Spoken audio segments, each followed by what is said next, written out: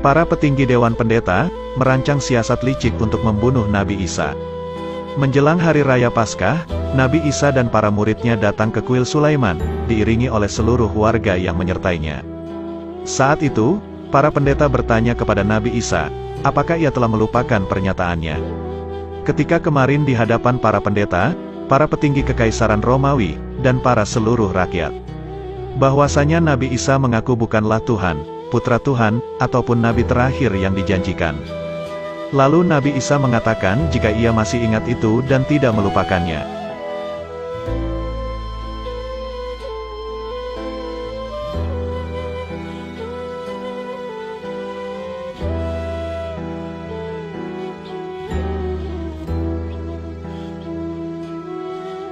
Pendeta itu berkata, "Kalau begitu, jelaskan kepada kami maksud kedatanganmu ke sini menjelang hari Paskah. Apalagi disertai dengan halayak ramai dari segala penjuru ini." Mereka mengungkapkan jika selama berabad-abad pendeta mereka mengajarkan bahwa Sang Penyelamat dan Nabi akhir zaman adalah keturunan datuk mereka, yaitu Nabi Ishak. Lalu mereka meminta Nabi Isa untuk menjelaskan hal itu. Nabi Isa pun berkata, "Mungkin yang ingin kalian dengar dariku, tak lebih dari sebuah kebohongan. Padahal kalian tahu bahwa aku bukan seorang pembohong." Pendeta itu berkata, "Jadi, kami para abdi syariat Musa, enggan mendengar kebenaran." Nabi Isa lalu membenarkannya, dan mengungkapkan, jika ia mau saja berbohong, para pendeta dan seluruh Bani Israel pasti akan menyembahnya.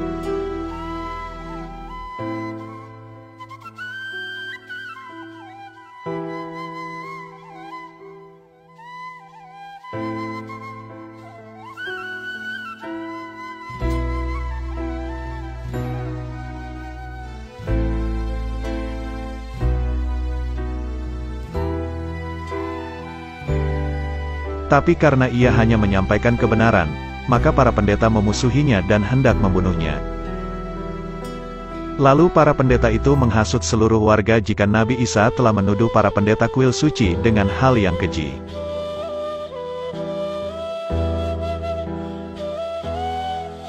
Dan mengatakan, jika orang bodoh pun tahu bahwa di balik wajah Nabi Isa yang kelihatan suci ini, ada iblis terkutuk yang bersembunyi. Karena iblis itu telah mendorong Nabi Isa untuk bersikap kurang ajar terhadap pendeta suci ini.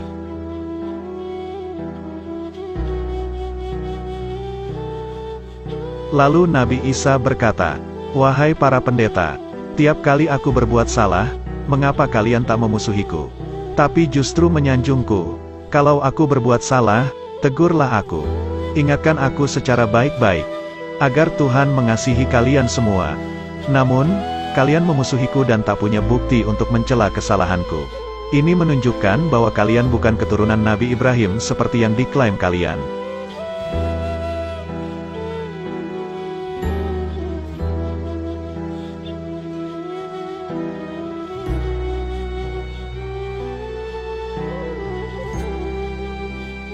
Nabi Ibrahim begitu mencintai Allah, hingga tak sekedar menghancurkan berhala Raja Namrud, dan menjauhi keluarganya saja. Ia juga siap mengorbankan putra pertamanya, demi mematuhi perintah Allah.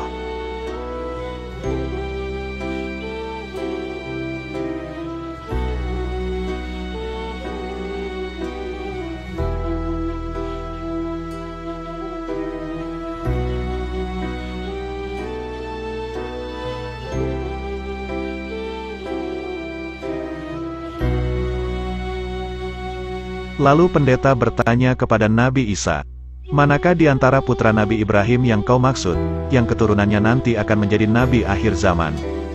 Ishak datuk kita, ataukah Ismail, datuk orang Arab?"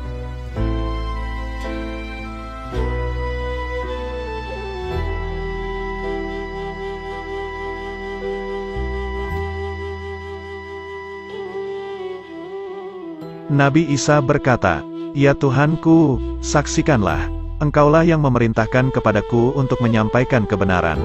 Kukatakan kepada kalian, yang kumaksud adalah Nabi Ismail, dan Nabi yang dijanjikan adalah keturunannya.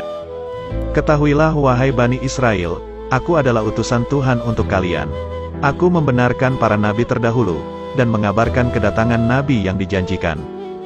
Dan ia bernama Ahmad.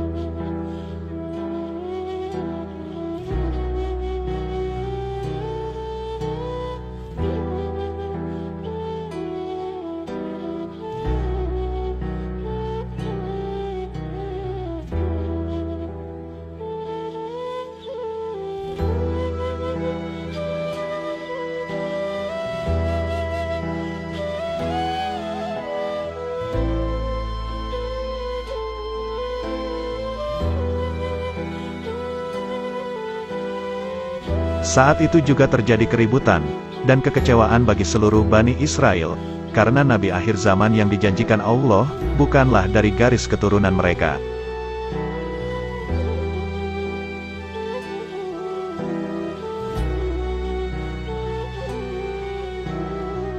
Akibat provokasi para pendeta, orang-orang berlomba-lomba melempari Nabi Isa.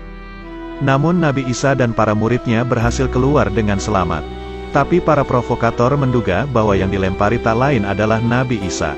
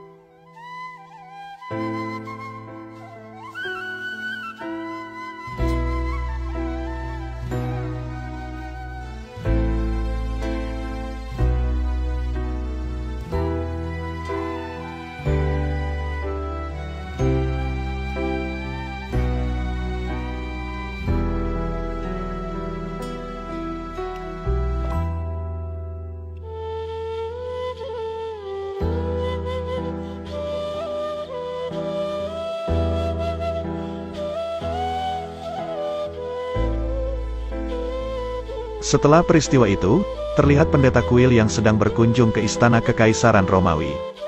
Ia menyampaikan maksud kedatangannya, agar bersekutu antara pendeta kuil dan pasukan Romawi untuk menangani polemik yang disebabkan oleh Nabi Isa. Ia menganggap jika mereka memiliki kesamaan visi. Awalnya Jenderal Pilatus menolak ajakan itu, dan tak akan mau bersekutu dengan pendeta kuil untuk menyelesaikan persoalan Nabi Isa. Namun pendeta menawarkan bayaran uang yang sangat banyak, sama dengan laba jenderal itu selama 10 tahun. Ia hanya perlu berkompromi saja dengan para pendeta. Akhirnya Raja Pilatus tergiur dengan tawaran pendeta. Ia juga menganggap jika itu adalah uang yang pantas untuk pekerjaan yang tidak pantas. Raja tersebut heran dengan para pendeta. Mereka menyuruh pasukannya untuk membunuh Nabi Isa yang tak melanggar peraturan Romawi. Jangan-jangan ada yang kalian takuti. Perwira Romawi lantas membenarkan dugaan itu.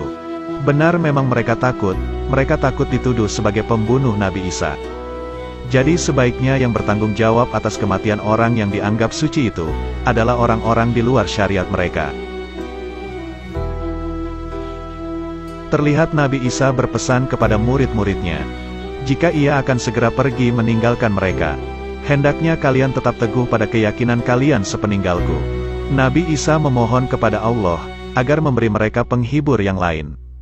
Ketika dia datang, dia akan mengajarkan segalanya kepada kalian dan semua manusia. Dia akan mengingatkan kepada kalian, semua yang telah disampaikannya selama ini. Dia akan bersaksi atas kebenaran Nabi Isa, dan ajaran-ajarannya.